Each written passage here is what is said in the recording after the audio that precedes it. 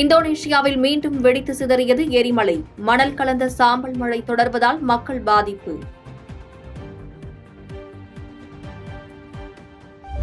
இருபது ஓவர் உலகக்கோப்பை கிரிக்கெட் தொடர். பப்புவா நியூகினியா அணியை வீழ்த்தி வெஸ்ட் இண்டீஸ் வெற்றி.